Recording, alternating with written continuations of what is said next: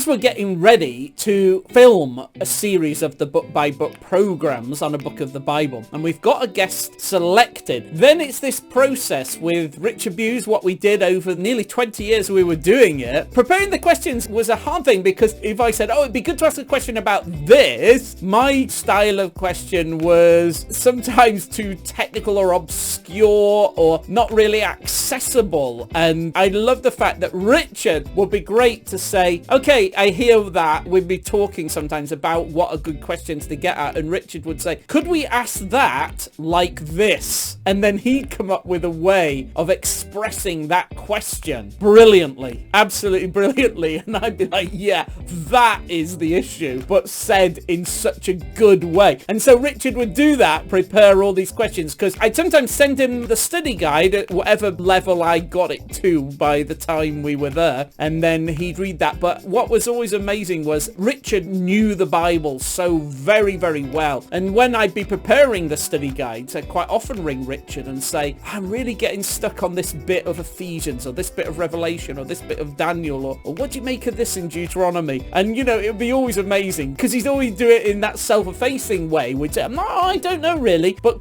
maybe this makes sense. And then he'd give this absolutely brilliant analysis of it. And sometimes he'd even say, here are like 3 or 4 points that seem to make sense of it. And then I'd always be like scrabbling around for a bit of paper while he was on the phone to try and get down what he just said, so we could use that in the study guide. But also when it came to the question period, he'd have read through, and then he'd often have brought along all sorts of commentaries and fantastic quotations. I have these little cards, index cards. Richard got me onto those because he'd have tons of these index cards with little anecdotes, stories, all sorts of ideas, and then he'd have those when we did the filming, and he'd prepared them with the questions that he'd come up with. And it was good because we'd work together a little bit to try and find out, how can we get the best out of this guest? So sometimes we'd try to read, or sometimes I'm trying to read everything they'd said or written or preached or spoken about or written articles about this book of the Bible, so that we could then go, okay, so they are really big on this part of this book, or this is what they think is the most important truth here. So let's make sure we ask them questions so that they can share this insight and wisdom. So Richard would be so good at coming up with those. Then sometimes he'd be able to send me and the guests some like previews of the questions, so that even before we got to the day of filming, we'd have a chance to kind of think them through a little bit. And so I'd have this printed out sheet and with some of these possible questions on, and I'd be busy having little scribbled notes on mine so I'd know what to say. And then that's how we prepare the questions. And so by the time we got to the day, Richard will have prepared all the questions and have them ready on sheets, and maybe we'd have even had some previews of it, me and the guests. Quite a lot of work would go into preparing those questions.